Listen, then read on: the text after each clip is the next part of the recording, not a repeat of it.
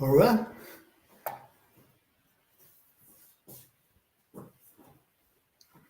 Hi, Julie. Yeah, that's fine. Hello.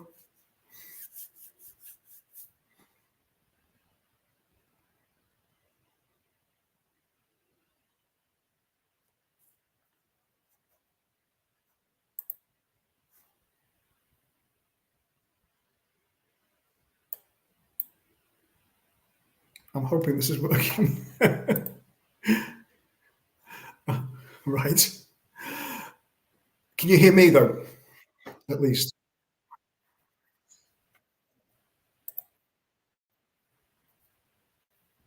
Yes, sure. This is kind of quite a weird experience because I'm just talking to myself on the screen here. I'm hoping there's people out there. um, yeah, the name's Mark N. Drake. I've been uh, invited along to this by Julia. Much appreciated. I'm an author. I've written five. Oh, hi Timothy, there's a name I recognise. I've written four novels and a collection of short stories, and I'm working on the fifth at the moment. They're all in the horror sphere, mostly in that sort of cosmic horror, H.P. Lovecraft area, but not entirely. Some of the short stories do wander into sci-fi. I hope that was enough of an introduction. Thank you very much. Is there any chance you can hear me now? Can you hear me at all?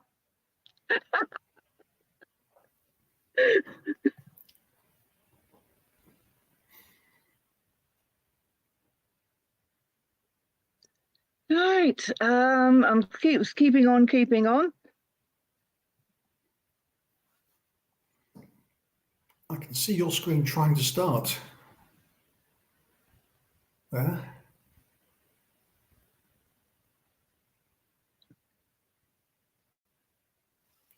Oh, hi, I can at least see you now. I can at least see you.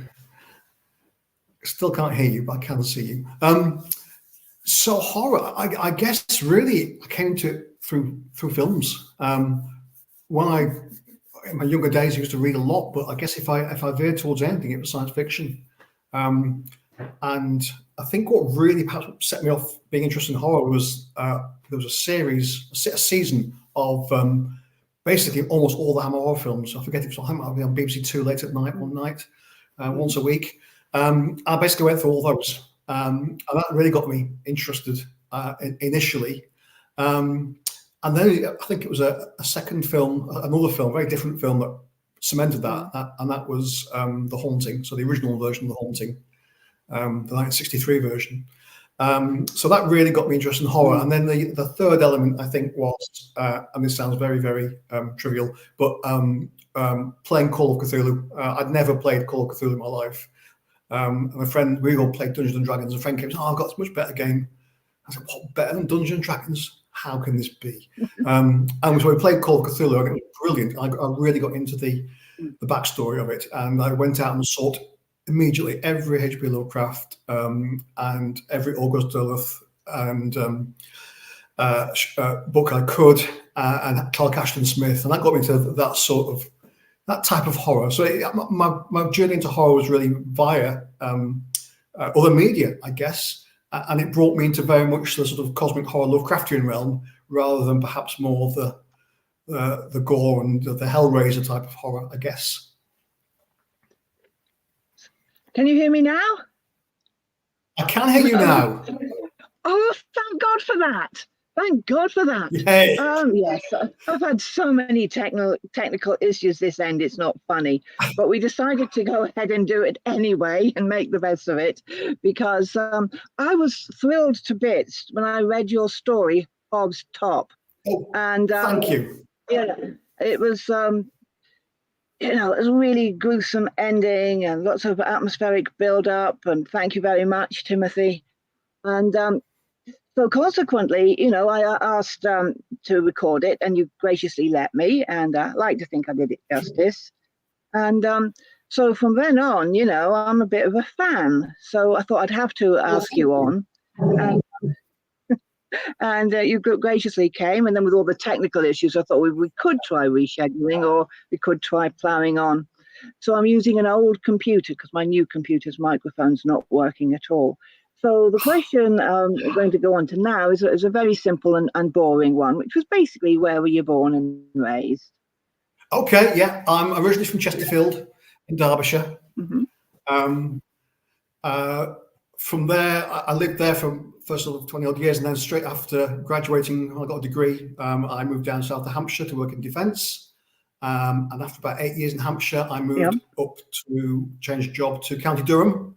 I still live in County Durham most of the year, but I'm actually speaking to you from my other house in France at the moment. So down near Carcassonne, which is down near the Spanish border. Oh, nice. Yes, can't complain. I have to say, I can't complain. Well, I was born and raised in Devon, where the older generation actually believes in fairies, so they don't like to admit it to people who might make fun of them. So I was really interested to know, were there any local legends or haunted houses when you grew up? Not a huge amount. No, I mean, I lived in a village. It was whilst the original heart of the village was very old. It was Saxon, in fact. Most of the village was quite new builds, and basically by the time I grew up, all the old farmhouses, etc., had been knocked down and converted into housing estates. So there wasn't a huge amount. I mean, you did get Derbyshire folklore. I think my favourite one. This was over in the Peak District, which is away to the west of Chesterfield. But I think my favourite one was there was a mermaid pool up near Kinder Scout, which is a big hill there, and the legend was that if you saw the mermaid there, she would grant you a wish, and you had to go. I think it was the usual sort of thing. You had to go on a specific night of the year and be there at some god awful hour in the morning. And I'm not sure if it's a true story or not, but the embellishment of this story was that someone went to do that once. Some bloke went to do that and happened to be there whilst someone was attempting to murder a woman and saved her life. So I don't know if that's true or not, but that'd be a quite nice end for legend if that actually happened. It would be. It would be. The moment you said mermaids, I straight up thought of Jenny Greentooth, or is it Jenny Green Teeth? Which it was basically, some people say it was just made up to scare children away from the stagnant water. But to me, the thought of a green-toothed mermaid type witch waiting to drag you in, and horrible beyond belief. But She was supposed to be quite. I think she was supposed to be quite a beneficial mermaid. She was supposed to grant you a wish, basically, which is well, it's a really Derbyshire thing to have a mermaid. Mermaids, it's a very Derbyshire thing to have a mermaid because we're at the furthest county from the sea. So, but I mean, the Greeks had these legends of water spirits, nymphs, and nereids and things, and some of those like fresh water. So. It would make sense. I noticed that Lovecraft seems to be a great influence upon your work. So when did you first discover him? Yeah, early 80s. Like I was saying, it was via playing Call of Cthulhu. Before that, I'd not really heard of him or the Cthulhu mythos. But it very quickly set me into, like I say, I was very lucky at the time. I was hitting the secondhand bookshops at about the time when a lot of his stuff was available. So I've got a lot of the old Panther paperbacks, and I've still got to this day. I remember the very first one. The first one I got was the case of Charles Dexter Ward, and I was going to show you them, but all my Lovecraft is in County Durham, so I can't show you them. But yeah, it was. So that would be around about 80, 81-ish, I guess. So you must be very close to me in age then. So I was born in 61. Yeah, I was born in 64. So a little bit younger.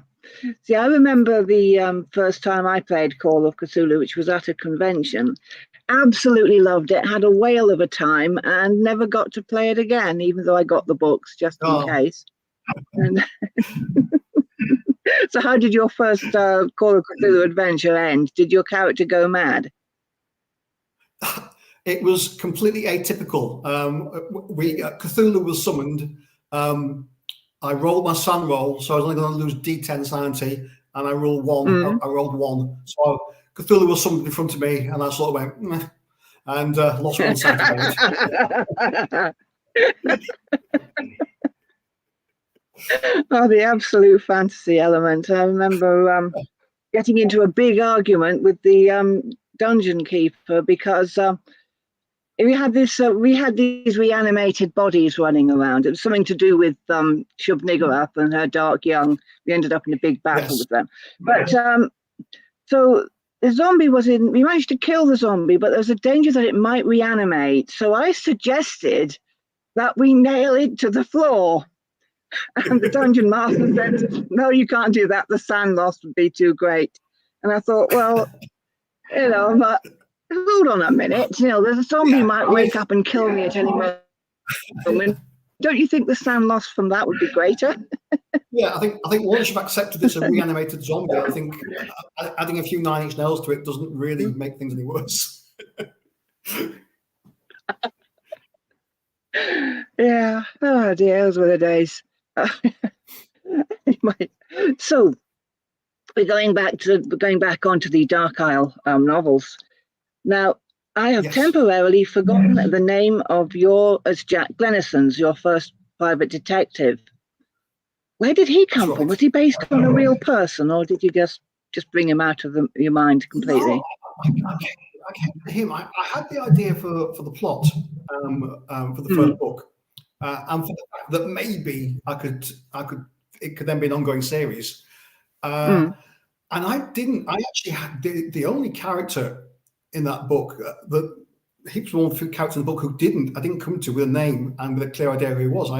Josine I knew, Andrew Randall I knew, and it struck me that what a good way of getting someone into this world, the world of Dark Isle, which is British but very different to the Britain we know. For a start, it's the 1920s, and also it's got this more slightly otherworldly element to it. I thought having somebody, and maybe I had in mind Wicker Man here, having the hero being some sort of detective. They go in there with that sort of inquiring mindset, and they become our eyes into that world. And so that's where the idea became of having him a private detective. And from being a private detective, I thought, what's his backstory? It's 1920. It's 1921. He's going to have fought in World War One. What impact did that have on him? But I wanted him to be quite intelligent. I want him to be educated. And therefore, I needed to have him go to university. And therefore, the character sort of came in a response to the plot I had, but he wasn't there at the start of it. Oh, right. The Wicker Man, I guess, must have affected a lot. So is Dark Isle based on Summer Isle?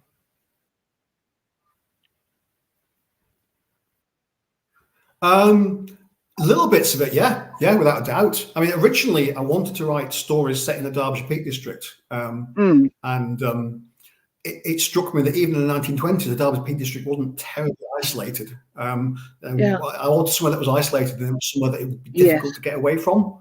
And of course, islands are harder to get away from than a landlocked county. So I thought, okay, let's create an island. I just wanted it to be an island where, very much like Summer Isle, they had their own way of doing things, left alone for a long time. And a lot of the laws of the mainland didn't apply there or weren't applied there.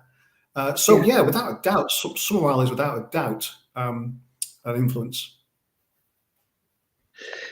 That is interesting to know. And yes, because there's something about geographical isolation that just, the only cliche I can come with is it's isolating, which is, forgive me for that. And how many? Which I think, Oh, please go ahead. I was saying setting something in the 20s helps as well. I think the more it's far more easy to be isolated in the world before mobile phones, before the internet. In the case of Dark Isle, I've put my own requirement in there that even though there are landlines in those days, Dark Isle hasn't got them yet. So that all helped a great deal, I think. Yes. Yes, I actually grew up in the middle of a small town called Exeter, where almost none of my family owned phones. It was a kind of a self-isolation, really, because they could have afforded them. It's just I actually recall my great aunt Queenie, who was born round about the death of Queen Victoria, saying to me that she couldn't bear those newfangled things. And I'm like, it's 1970 something, and you're saying newfangled. The phone is newfangled.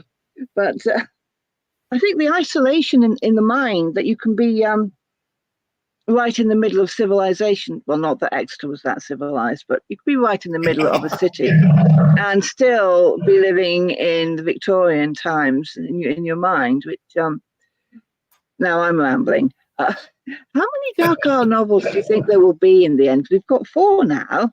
I've got them all, by the way. Oh, thank you. I'm working on the 5th. I think 8 or 9. It depends kind of how things go in terms of how the plots line, which plot lines need to be involved in which book. But I'm thinking probably 9 at the very top, maybe 8. Yeah. I seem to remember other authors saying similar things, and the next thing you know, there's 20 of them. So you never know. Yes. Well, I do have an ambition to get back to science fiction one day. So I'm going to promise myself that if I finish the Dark Isle series, I might try that first science fiction novel that I never quite managed in the previous 30 years.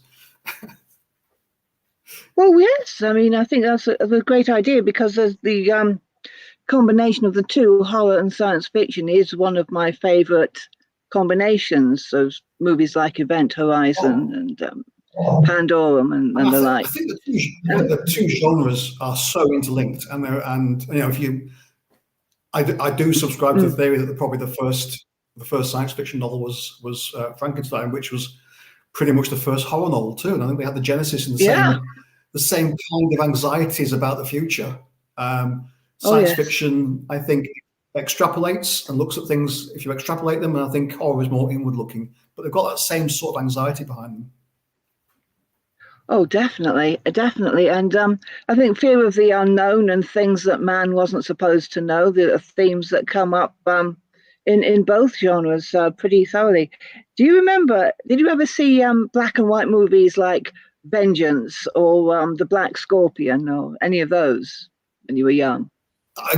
Those don't ring a bell. I mean, I did watch a lot of the. I mean, the really old stuff like the original Invisible Man, and the original all the Lon Chaney Jr. stuff.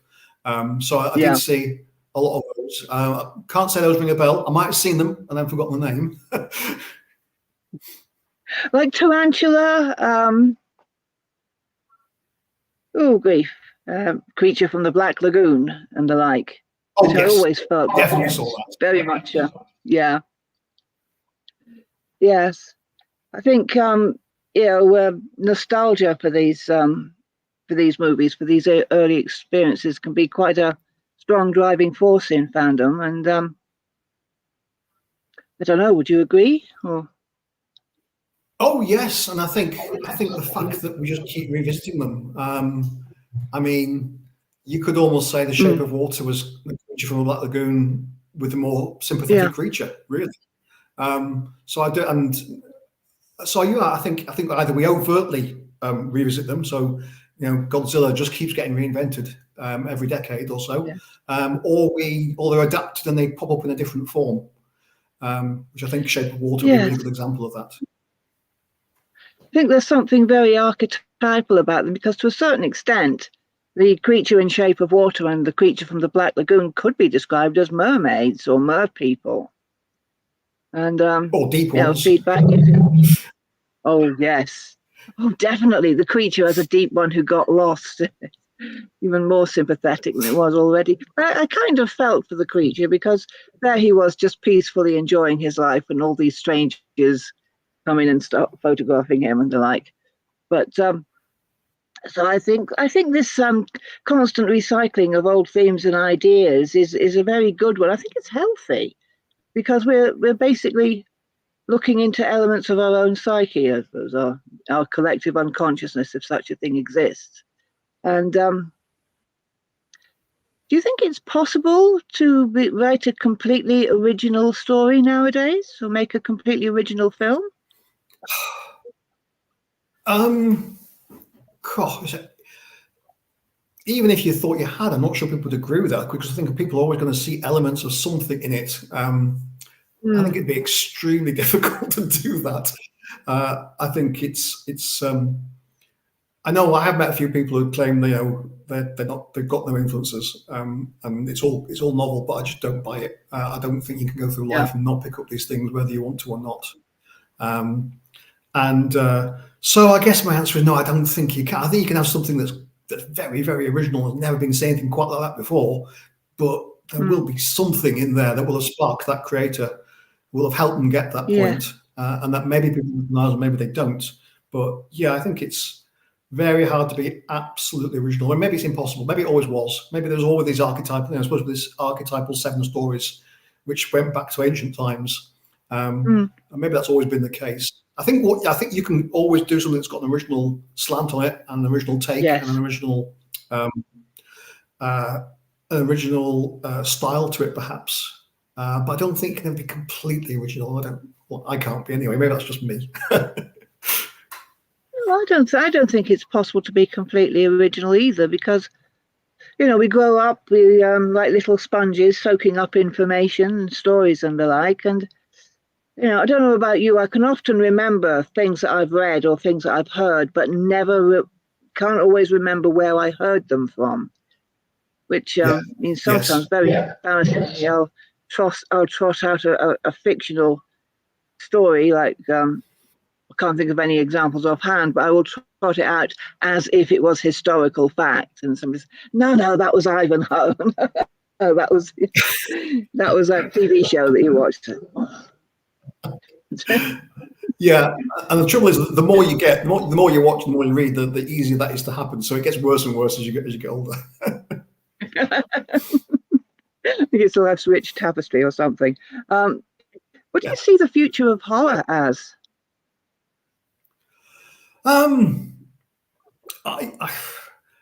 Good. That's a really good question. I think horror reflects anxieties, as I think science fiction does too, and so I can only say it's probably got a really, really rich near future, because the world is so much more anxious than it was when I was growing up. So I think there is so much it could reflect. And I think one thing that I find is coming out in my writing, about my dark hour writing, I think other horror writers too, is questions of identity. Who are we talking to? Are we talking to who we think we're talking to? Are we who we think we actually are? And I think there's a real crisis in people's perceptions of their identity, other people's identity at the moment, certainly in the Western world. And I think maybe horror could really mine that seam, and already is mining that seam. Yes.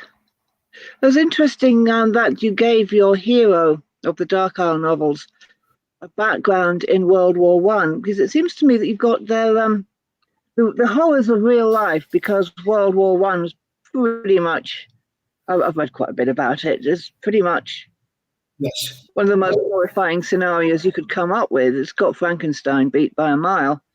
But that you combined the real horrors.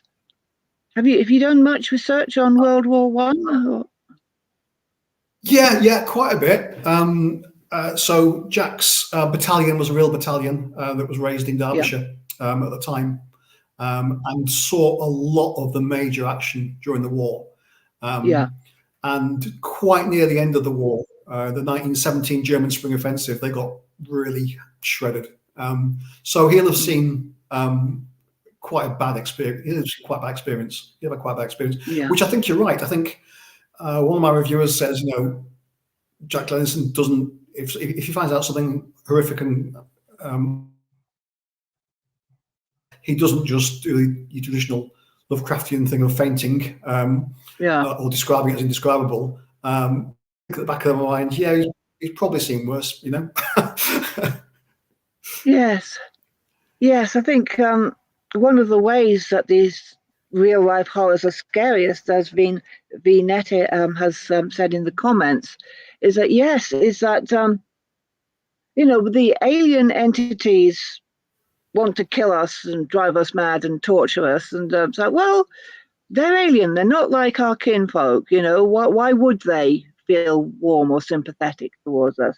Whereas I think for human beings, that we're doing it to each other, we've got no excuse, so to speak. Oh, I don't want to get too philosophical here, partly because I'm not much good at it. But for me, what I've noticed a horrifying trend right now is we're getting multiple stabbings. There seems to be one every day in the UK at the moment, and yes, which is one of the reasons why I like horror novels so much, because you get this escapism, and yes. And for me, the elder gods are the great old ones, deep ones, and their ilk. Sometimes it's a blessed relief, and sometimes I think, oh, yeah. And all I have to worry about is the bank manager. But thank you, Vinetta. Thank you very much. So, do you have any phobias or fears that you want to tell us about? There's lots I don't. I mean, I'm really not good at heights. Really not good at heights. Same. And I'm not Same. hugely fond of. I'm not hugely fond of snakes and spiders and stuff like that. I guess the worst would be heights. I've tried everything. I've tried abseiling and doing charity parachute jumps to get over it, and it's just made it worse, to be honest. So yeah, I would say probably top of the list would be heights. Not far behind would be snakes. Don't like snakes. Yeah. Yeah, heights is one for me. In fact, I was tweeting about it on Twitter with some few other people. There's this temple in India with this 60-degree incline of steps. Steps are about this wide, no railing. I thought that is a big nope. But I think fear of heights is a bloody healthy one, and we should keep it, really, you know, because it's who wants to die from falling? I think a lot of phobias are. Yes. I mean, there's some parts of the world where you're damn right to be terrified of a snake. We don't get many in England. Do we get many in France? Pretty much the same as it's just adders and vipers. There's nothing much more dangerous than that in France. I hope. I'm not going to look into it in case I'm wrong. And spiders? Yeah. There's parts of the world, Australia. Yeah, just screaming in terror when you see a spider. Entirely natural. Although, having said that, I don't like standard spiders either. So.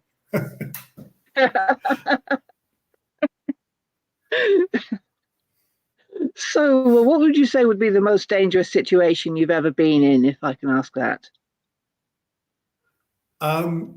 Yeah, but only if you promise. Yeah, Timothy. That's a very Lovecraftian thing too. Deep water.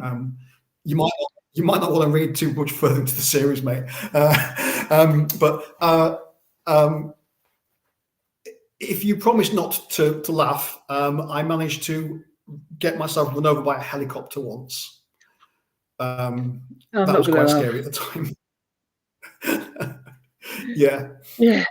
So it's when I was doing military research, and we had this old whirlwind helicopter which needed moving. Didn't work anymore, so we were just pushing it. And once you get these things moving, it was still weighed about a couple of tons. So once you get it moving, it's moving. It's not going to stop soon. And I thought I'd be really bright because there was only so many I was going to get behind it to push. I'd get in front of it and pull, which was a really great idea until I fell over. literally, I fell over right under the wheel, and I just had time to Oh, roll to one side and let the wheels pass either side of me and get up the other side. mhm. But yeah, that was a bit close. So that's probably the most dangerous thing I've been involved with. Yes. Well, I'm so glad you escaped that. I actually once knew a man, this is going back 40 years, he'd been run over by a juggernaut and the wheel had actually gone over his torso. Now, he survived after sort of several months of surgery. They had to reposition all of his organs. He was on like 4 different types of medicine because his liver and kidneys weren't working properly. But he actually had the tread marks of the tire across his stomach and chest. You would actually see the tread marks, which was whew, walking, talking miracle. Yeah, But he also lucky in that disappeared case. out of my jacket. So, was it him? Yes, it was him. But it was a raincoat, long time ago.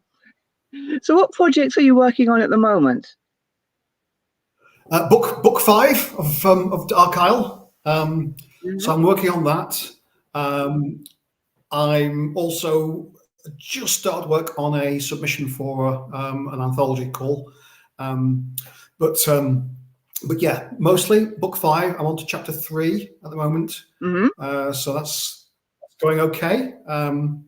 So yeah, that's the main thing. I'm hoping I'll get that done with a bit of luck.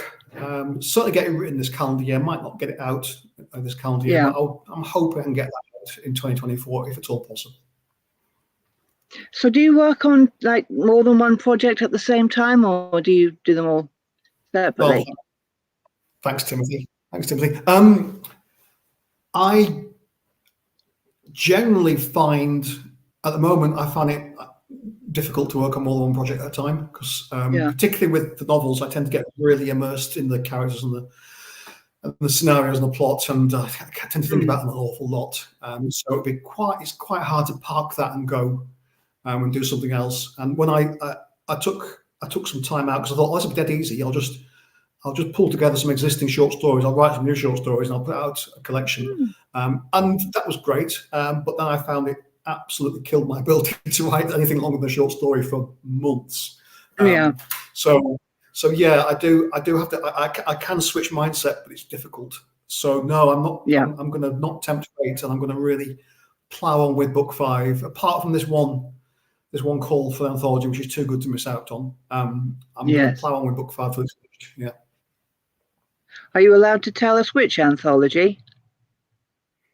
Probably not. I'm quite excited. It's for my first time I've been invited. So I'm going to keep quiet about that. Partly because if I've been invited and I don't get into it, it's going to be really embarrassing. So I'm going to keep quiet about that for now. Yeah. I know that some authors set themselves a target of a certain number of words a day. Do you write like that? No, I can't. What I do, I'm looking for my example here. Here it is. Hang on, excuse me a second. Of course. What I do is get my this is my Newcastle University notebook. I nicked about a dozen and I left. I just write as much as I can by hand, longhand. Yeah. And sometimes I try and write something. And I think for me, a really good discipline is to write something each day. And sometimes that's 100 words, and sometimes that's 5,000 words. Often nearer 100 than 5,000, I have to say. But I make myself write something each day. And no, I don't set I don't set a word limit target. I set the target to write something. Sometimes it flows and sometimes it doesn't. Do you find it easier? Do you find it easier writing longhand than? Do the ideas flow, or is it just the practicalities of it? Yeah.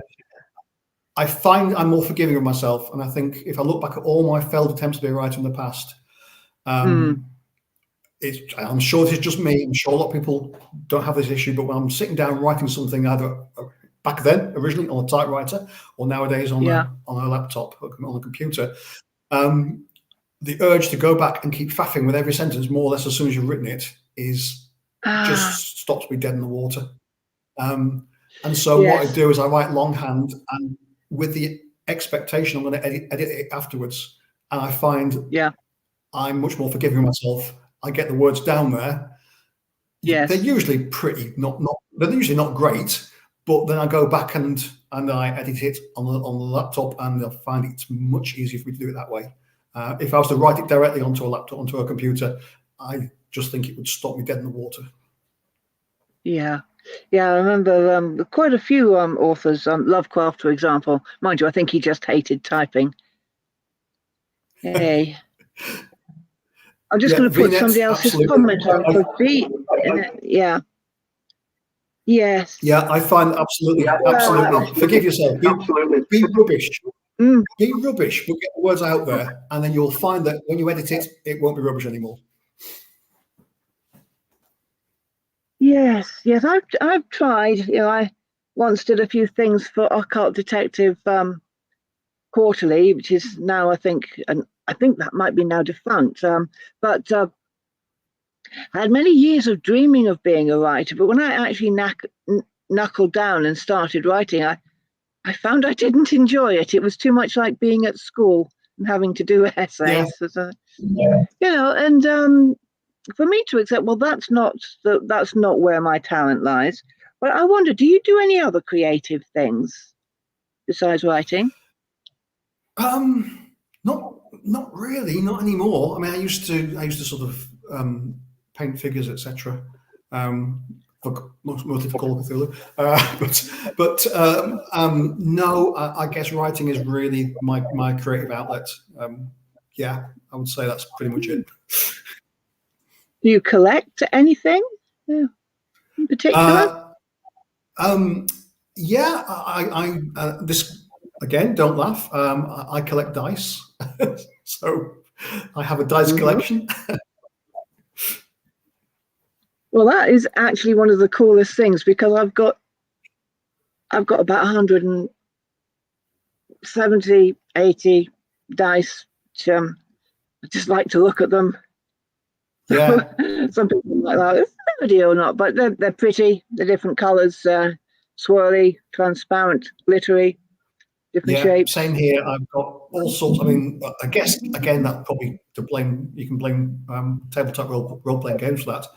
But Mm. yeah, I've got all sorts of dice. I've got one. I've actually managed to get. I've got a little number of six-sided dice where the opposite faces don't add up to seven. That's my favourite type of dice to collect. Ooh.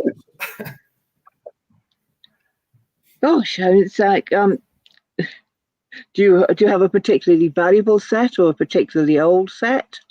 Or Some of them I've just picked. Some of them look really old, but I just picked them up at car boot sales. I think that they're definitely made out of bone and stuff, so they're probably a decent age. But no, I wouldn't say there's any particularly valuable ones. I mean, I do go to museums, and I've been to a museum in France, and there's this sort of early Imperial Roman period dice. I thought, oh, I would really like those. But there was all sorts of staff and security around, so I left them there. But yeah, it would be great to have a proper set of dice from antiquity. But no, I haven't. They're just things that catch me. yes, what Timothy was saying, it is hard to stop collecting dice. And Well, I I mean, wouldn't call myself a collector. I'm far too they're so casual. compact. Yeah, they're so compact. You can have so many of them. Yeah, it's a really good thing to collect. Now I think of it. Well, I mean, space is limited in I've got a flat in King's Court. Yeah, so space is quite limited. But the other one I collect is ink. But I was looking at some bottles Oh, today, just after I told myself I wasn't going to buy any more ink. Um, don't get me started on ink. I can bore for Britain.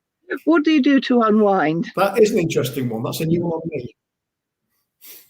Well, there's just so many colours. You've got sheening ink, you've got metallics, you've got glitter inks, you've got inks that change colour with temperature, you've got all different shaped bottles.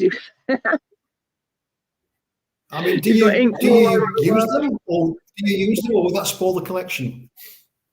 Well, I do use them, but I'm kind of, I feel kind of guilty because I have so many that I haven't actually used. Let's see, I've got one I bought. It is Robert Oster's signature ink. I don't know if you can make it out. And that color is called Australis Tea, and it's just grey, well, greenish grey, more Lovely. green than grey. So, you can go. I don't have a spell book, Timothy, but I've just basically started this kind of more organized doodling. I wouldn't call it Zentangle, but I started doing that, just drawing wavy lines and curving them around, and writing my favorite actor's name and curling around that, and just using up the ink that way. And I find that very relaxing and some beautiful colors, because I don't want to just keep them in the bottles and look at the bottles. I want to actually use them. And I don't have any particular artistic skills. So doodling it is. And yeah, it's got quite a few fountain pens as well. So I don't know. Were you, maybe it's just me, but I always feel a bit guilty. I'm indulging myself with Ingas. All these people starving, and I could have given it, or could have given my spare fivers and tenors to charity, but no, I bought another bottle of ink. Anyway, sorry, what do you do to unwind? Yeah, I'm sort of quite into some sport. I'm not a sports fanatic, but particularly like particularly a rugby league fan. So I'll go to the occasional game. They play it in the south of France, believe it or not. So that's great. The local Carcassonne's got a Yeah. little rugby league team, so I go and watch that. And it's very laid back, and French fans are much less tribal than British fans. So it's much more of a laid back experience. So there's that. Also, I really enjoy history. So I volunteered on some archaeological projects when I was in Britain, and I do all the Cathar sites. I was actually at Toulouse a couple of days back and looking at there's currently a Cathar museum there about the Cathar heresy and how it was suppressed. And it's a fascinating history, a Some very more real sad life history. horror there, though. Some more real life horror. I remember reading Oh, about them, and absolutely. the is it Albigensian or Albigensian? Albigensian, Yeah. yes, absolutely right. And it's yeah, it is, and it's looking at it's looking at how really religion was used for political ends, and that religion wasn't Mm, really what it was about. But it became something that they could use as an excuse for a land grab, basically, which actually yeah. pretty much is most human conflict. It's about a land grab in the end. Mm. So yeah, I'm fascinated by history. I did I volunteered in an archaeology project in the northeast, and that was fascinating too. So I guess probably my unwinding is history stuff. So the Albigensian heresy looks like, sorry, Catharism looks like very similar to Gnosticism. That you've got a demiurge, evil god type thing with, we're sort of spirits trapped in human bodies. And anyway, sorry, Yeah, no, I know what you're saying. I don't know enough about it to discuss it properly. I could talk about it in great length, but I'd probably bore a lot of people who aren't into their early medieval heresy theories. But yeah, it is a fascinating subject. There's so much material for horror novels in that. Oh yeah, And when you mentioned Carcassonne, you live near Carcassonne. yes. Well, anybody who's watching this, Google it if you can, because it is just the most fascinating historic fortified city. I'm just looking at pictures of it right now. Fairy tale city. Wow, I mean, I'm just blown away. But there must be local legends around there. There must be. Oh, so many. So I think a good example is after the fall of the Roman Empire, the Visigoths. They're the guys who actually originally sacked Rome. So the first time Rome fell to the Visigoths, and they migrated and just took the Roman provinces in Spain and France off of Rome and made it that was the break of the Western Empire. And because they were the ones who had sacked Rome, the stories persisted that they'd kept that fabulous treasure and brought it with them here. And one of the stories is that they were in turn kicked out of Carcassonne by the Moors. So the Moors came up from Spain and kicked them out. And one of the legends is that in the main medieval square, the main medieval well in Carcassonne, that's where they tipped the remaining treasure from Rome. And that the reason it's never been found since is that it's been guarded by spirits. So that's one of the local stories that came from that. That is just so. I feel like a teenager. That is so cool. Yes. It sounds like, have you ever considered searching for it, or have you read The Treasure of Albert Thomas? Oh yeah, I might go looking for it. You know, what could possibly go wrong? I mean, that is just thrilling. Sorry, I'm sort of blown away by that, because it's an absolute goldmine for ideas for novels. Yes, Timothy, that is exactly what it is. Exactly. There's also a board game called Carcassonne. I don't know if you ever played it. I haven't. I should do. It basically recreates the look of the artwork, recreates the city as the look of the game. I really should play. I really should play Carcassonne in Carcassonne. That needs to be done, doesn't it? That is so meta. That is so meta. Yes, my ex, finding that I was really into gaming, did his best to get into it, and he bought Carcassonne, and we played it a couple of times, which I kind of felt that once you've played it a couple of times, that's it. But I think if you ever do take a photograph, you must take a photograph. Well, we're coming up to an hour now, and so we're winding down. Oh, right, yes, it is a real place, and there's finding that there's all sorts of just fascinating places. There's I've just found out about a place in Italy called Matera, which is apparently the third oldest city on the planet, and it's got cave houses and everything. It's just and my hometown Exeter is quite old, actually built on an extinct volcano, which is okay. So I have actually been on top of a volcano. It's just long dormant. But I was just wondering, is there any other authors besides yourself, or horror movies or Netflix shows that you think we should be watching? Oh, I mean, this is probably going back to science fiction again rather than horror. Although a lot of his science fiction is quite horrific. I'm a huge fan. He's died sadly, but I'm still a huge fan of Ian Banks. I was lucky enough to meet him once, and he's a really nice bloke. And his sort of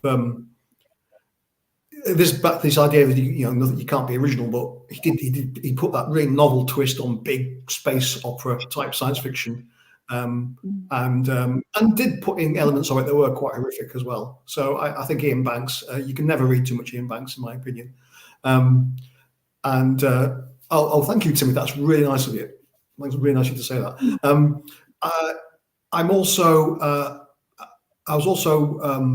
I've been giving the Netflix version of the Three Body Problem a try, and I was surprised. I enjoyed that a lot, and I didn't think episode 5 would hit me as hard as it did, but it hit me very hard. That was just pure horror, and that was brilliantly well executed. I've heard a lot of good things about that. Yes. Well, it's okay. It's interesting side. I know a lot of people say, well, it's not particularly true to the books. It's been a westernized version of the books. And I'm sure there's a lot of truth in that, but I think a lot of it's been done really well. And the Judgment Day episode was stunning, absolutely stunning. Yeah. So I think there are two things that I'd always say to people. I must admit, when I'm writing, my amount of reading really suffers. I just don't have time to do both very effectively. Yes, Um, yes. I think a previous person you spoke to was Jeffrey Thomas. You've had Jeffrey Thomas Yes. on? Yes. Yeah. I read Punktown fairly recently. I really enjoyed that, so I would certainly recommend Punktown. But I'm sure I can recommend anything that he's written, because Punktown is so good. I can't believe it's a one-off. So yeah, there's a few names for you there. Thank you very much. Well, as we've had slightly over an hour. No, we've had slightly less than an hour because we started late. Yeah, we started late. I want to apologize to everybody for the technical problems that beset the beginning of this, but also thank you, Mark, so much for being such a mensch about it, because the idea that I'd type the questions, you'd answer them seemed a bit bizarre, but I thought, well, better than no live cast at all. And the thought of having sort of dragging you all the way on here only to say, nah, we'll do it next week. But anyway, I want to thank you very much for being there. Do you have any final words for the listeners and viewers? Oh, well, just thank you yourself for asking me. It's been great. It's been a great privilege, to be honest. So thank you. Thanks everyone for sitting through this, especially if you survive the probably the very awkward pause at the start from me just looking at the screen and waiting for things to happen. So thank you for that. Yeah, do please feel free. Thanks for putting the website there. Please wander by my website if there's anything that interests you. Have a look. Okay. Yeah, buy his books and come listen to my reading of Hobbes Top on YouTube. It's not that bad, and it is a brilliant story with statistics at the end. It is a great reading. I still send people that way, Julia. I still refer people to that. Oh, thank you so much, and thank you everybody for turning up. Thank you everybody for listening. Thank you to Timothy Laukner, I hope I'm pronouncing that right, and VNet for your contribution and your questions. You've been a great help. I would say thank you to everybody who is coming in to listen when it's no longer live. And do tweet about it, tweet something nice about it, and visit Mark's website. And thank you so much for coming. Night, everybody.